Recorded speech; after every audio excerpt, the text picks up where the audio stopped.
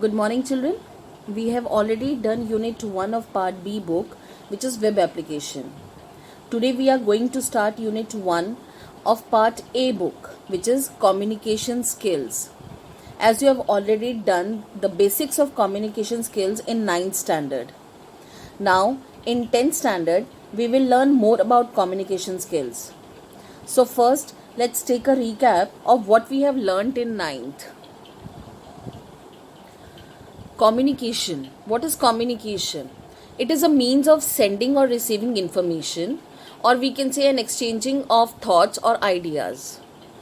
We have discussed, we have learnt 3 types of communication: verbal communication, non-verbal communication, and visual communication. Verbal communication, it is the method of communication that utilizes words. We have 2 types of verbal communication: oral communication and written communication.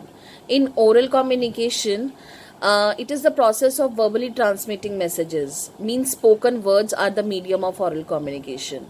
And written communication includes the writing part, when we use words for writing. Next is non-verbal communication. As the name suggests, it involves communication with some gestures, some expressions, in which transmission of messages takes place but without using words. And the third is visual communication. It is a transmission of messages using imagery. Means images we can use, posters, slogans we can use, or imagination. Now let's move further. Communication is used to pass on information, to influence a person or group, or sometimes just to express feelings. It can be classified as given in this flowchart, based on parties, based on formalities, based on media and others. But here in this chapter, we will discuss the communication based on media. So the first is verbal communication. It is a mode of communication that involves words, whether written or spoken, to share information with others. The 2 key people involved in verbal communication are either speaker and listener, or writer and reader. Now next move on to the tips which can help to become an effective speaker. There are some points for effective speaking. Like first is the opening lines of any communication. As is commonly said, first impression is the last impression. So always start your communication with the words that makes your communication interesting. Second is choose your words with care. We use different words for different situations. So always use words for communication with care. Next is clarity of speech. It is important if you are to keep the listener engaged in the conversation. If the listener is unable to understand what you are saying, it is likely that he will soon lose track of the conversation. Next point is remain calm and focused. Nervousness and distractions can easily make you forget something that you may want to communicate. Next point is the elements of non-verbal communication. Elements such as tone and pitch of your voice send across signals to the listener, telling them whether you are nervous, committed, and so on. So be careful of your expressions, gestures, and body language as you speak. Next point is build a rapport with your audience. Means maintaining eye contact and using appealing facial expressions and appropriate hand gestures along with well-chosen words. Next point is summarizing the conversation. It is a smart way of reviewing all that has been said. And the very important point is how you close your communication. It plays a role in how well what you are communicated will be remembered by the listener. This involves actual closing words such as I must be going now, as well as action such as rising to show you are leaving. Now there are some points for effective listening. First point is go with an open mind. Means do not be judgmental even before you have heard the speaker.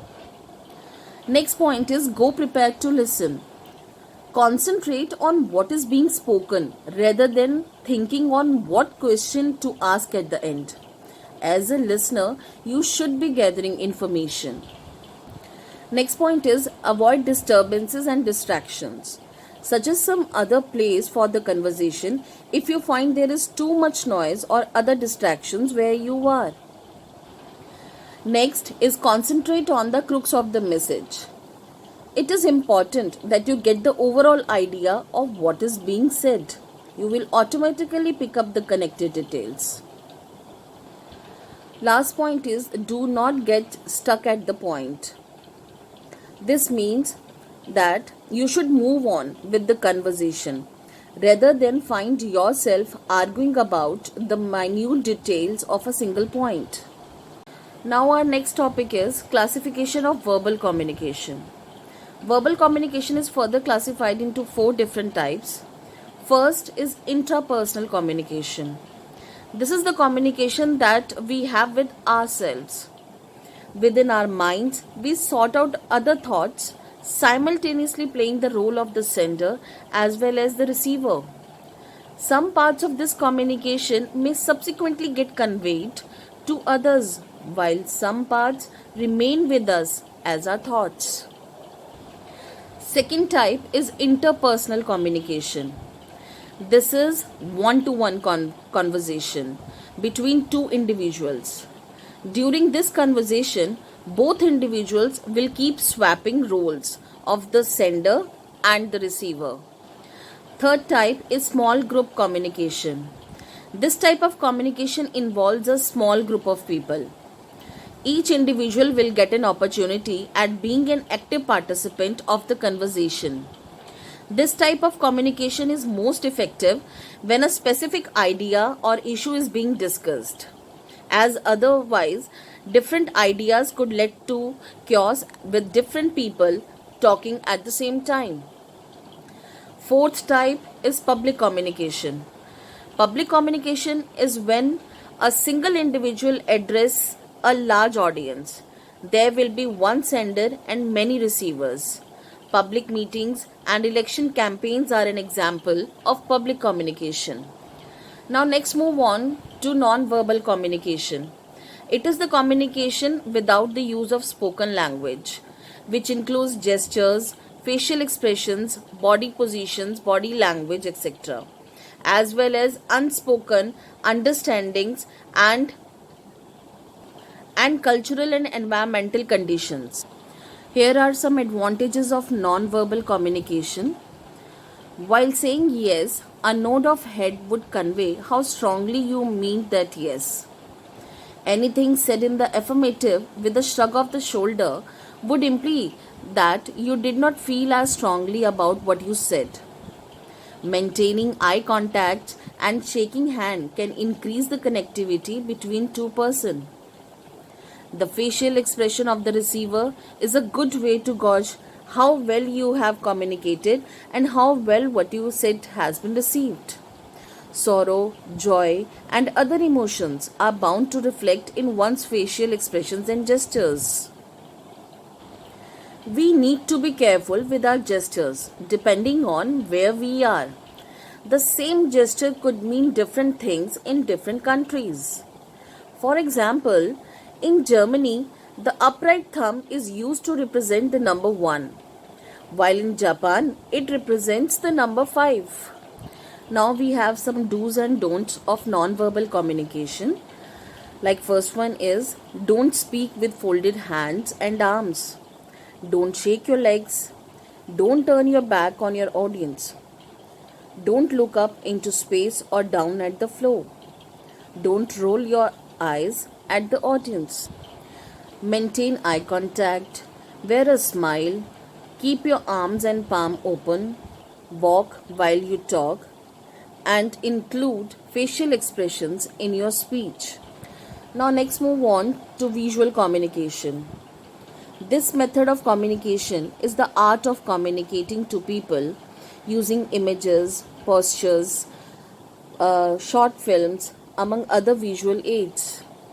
Now there are some tips to improve your visual communication skills. First is get inspired by the little things around you. As you notice and observe the little things around you, your curiosity will be aroused. This will increase your imagination and creativity and hone your visual communication skills.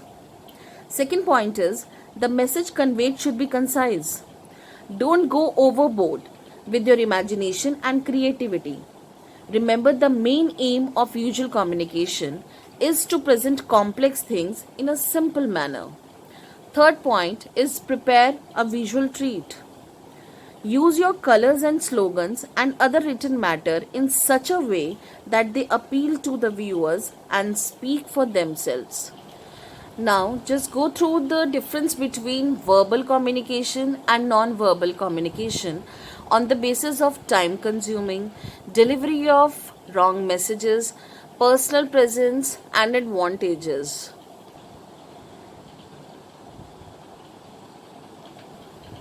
Now, here is a small assessment for you related to this session. We will continue session 2 of same unit in our next video. Thank you.